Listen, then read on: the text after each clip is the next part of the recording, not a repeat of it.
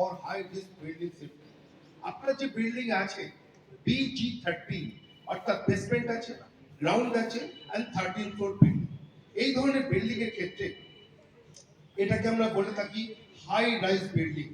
আজকে ক্লাব এটা কোনো হাই রাইজ নয়, এখানে দেখা যাচ্ছে পুরোপুরি কোনো প্রোগ্রাম হলে লোক আমার অ্যাসেম্বল হচ্ছে, এটাকে আমরা বলে থাকি অ্যাসেম্বল বিল্ডিং। কিন্তু এই অ্যাসেম্বল বিল্ডিংটাকে ফায়ারের ভাষায় বলা হচ্ছে হাই রিস্ক বিল্ডিং। কোনো mall, shopping mall, Inox, cinema hall, এই সমস্ত ক্ষেত্রগুলো বলা হয় হাই রিস্ক বিল্ডিং। কারণ যে কোনো ধরনের দুর্ঘটনা ঘটলে যেহেতু অ্যাসেম্বল প্রচুর পরিমাণ রয়েছে, সেখানে অনেক কিছু দুর্ঘটনা ঘটে যেতে পারে, কোনো ফ্যাটাল হতে পারে। তার জন্য high risk and high rise building এর ক্ষেত্রে ফায়ার ডিপার্টমেন্ট কিছু রুলস রেগুলেশন জারি করে দিয়েছে। হাই রাইজ বিল্ডিং এর ক্ষেত্রে যেমন দেখা যাচ্ছে, আপনাদের একটা ব্লক নিয়ে এক্সাম্পল, একটা ব্লক দুটো স্টেয়ারকেস, দুটো লিফট আছে। দুটো স্টেয়ারকেসের মধ্যে একটা স্টেয়ারকেসকে আমরা চলতি কথা বলে থাকি, এটা হচ্ছে রেসিডেন্টদের জন্য, আর একটা staircase service staircase. Fire department কোনটা রেসিডেন্ট কোনটা সার্ভিস বলে, ফায়ার ডিপার্টমেন্ট বলছে দুটো স্টেয়ারকেস রাখার কারণ in case of any Hazard দুটো স্টেয়ারকেস থেকে লোক সোজা উপর থেকে নিচে নেমে চলে আসে। বয়স্ক মানুষ আছে, তারা বলেন আমরা সিঁড়ি দিয়ে তো নামতে পারবো না, তাহলে আমরা কি করব? ফায়ার ডিপার্টমেন্টের রুলসে বলছে যে 24 মিটার হাইটে, তার মানে 7 and 8 তলায় একটা বারান্দা আছে, যেটাকে বলা হচ্ছে ফায়ার রিফিউজ এরিয়া। 12 তলা 13 তলার মাঝখানে একটা বারান্দা আছে, তাকে বলছে ফায়ার রিফিউজ এরিয়া। বয়স্ক মানুষ লিফটে নামতে পারছেন না, তারা ওই রিফিউজ এরিয়াতে দাঁড়াবে। ফায়ারের টেন্ডার, ফায়ারের গাড়িগুলোকে আমরা ফায়ার টেন্ডার করি, ফায়ার টেন্ডার আসবে, তারা ল্যাডারে করে গিয়ে তাদেরকে রেস্কিউ করে নিয়ে আসবে। ম্যাক্সিমাম এই কলকাতা শহরে যত হাই রাইজ বিল্ডিং আছে, প্রতি রোববারই আমার ট্রেনিং থাকে, সবার কিছু কিছু পয়েন্টের দুর্বলতা আছে। রিফিউজ এরিয়া, সেই জায়গায় ডাম্পিং করে রাখা আছে সাইকেল, তারপরে কাপড় শুকো দিচ্ছে, তারপরে বালতি, ফুলের গাছ রাখা চলবে না। First of all refuge area দরজাটাই ভাঙা চলবে না। রিফিউজ এরিয়া লক অ্যান্ড কি করা চলবে না। রিফিউজ এরিয়া দরজাটা জাস্ট ওপেনেবল থাকবে in case of any Hazard, যেগুলোকে বলা হচ্ছে FCD, ফায়ার চেক ডোর। রিফিউজ এরিয়া দিয়ে যখন লোক চলে গেল, চেক ডোরটা বন্ধ করবে, তাতে করে স্মোক কোনো হয়ে ট্রাভেল করে ওই বারান্দা ওই রিফিউজ এরিয়া না আসে, কারণ সেখানে বয়স্ক লোক দাঁড়িয়ে আছে। কেন রিফিউজ এরিয়াটা ওপেন করা হয়?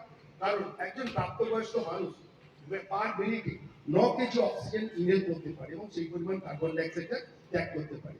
রিফিউজ এরিয়াটাকে কোনো কভার করা যাবে না। অর্থাৎ রিফিউজ এরিয়া যখন আপনি চলে এলেন, আপনি তখন স্মোক আসছে না, আপনি ইনহেল করতে পারছেন, আপনার লাইফটা সেভ হয়ে যাবে। প্রত্যেকের বাড়ির ব্যালকনি আর যেটা বারান্দা যাই বলি না কেন, এটাও কিন্তু রিফিউজ এরিয়ার কাজ করে। দেখা যাচ্ছে আপনার 10 তলায় আছে, আপনার ব্যালকনিটাকে পুরোপুরি গ্রিল দিয়ে ঘিরে রাখলেন। ফায়ার কখনো বলছে না যে পুরো ব্যালকনি আপনি গ্রিল দিয়ে ঘিরে রাখুন, কারণ ওটাও রিফিউজ এরিয়ার কাজ। আপনি আপনার ফ্ল্যাট থেকে বেরোতে পারলেন না, আপনার পাশের ফ্ল্যাটে আগুন লেগেছে, প্রচন্ড smoke, smoke is a silent killer, যে ফাঁকা পাবে সেই জায়গায় ঢুকে যাবে। আপনার ফ্ল্যাটে আপনি বেরোতে পারছেন না, আপনি ব্যালকনিতে চলে আসুন, ফায়ার ব্রিগেড এসে দেখবেন ব্যালকনিতে লোক দাঁড়িয়ে আছে, তারা তাকে রেস্কিউ করতে পারে। আপনি ব্যালকনিটাকে পুরো গ্লাস দিয়ে গ্রিল দিয়ে ঘিরে রাখলেন, তাহলে ফায়ারের গাড়ি আসবে উপরে, ফায়ার টেন্ডার আসবে, তারা কাটা দিয়ে কাটবে, রেস্কিউ করবে, অনেক টাইম লাগবে। তার জন্য অনেকে করা হয় কি করে, তারা ওপেনেবল ডোর তৈরি করে ব্যালকনিতে, যে ইন কেস এনি হ্যাজার্ড আবার লক থাকবে, লকটাকে ব্রেক করবো, ওপেনেবল থাকবে, আমাকে রেস্কিউ করতে পারে। তো এই জিনিসগুলো কিন্তু ফায়ার অ্যান্ড রেস্কিউর জায়গা। আপনি ল্যাডারে করে ওপর থেকে জীবনে নামতে পারবেন না। আমরা ট্রেনিং যখন বলি তো আসামিসে বলে দিই যে ওপর থেকে একটা বাঙ্কি ল্যাডার করবো, 10 তলা থেকে নামবো।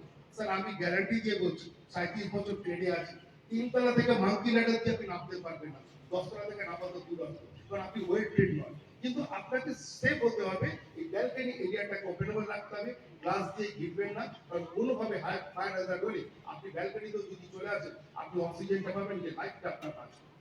দুটো স্টেয়ারকেস, যত বিল্ডিং দেখছি আমরা বলে বলে ফেড আপ হয়ে গেছি, স্টেয়ারকেস গুলো পুরো অকুপাই করে রাখা।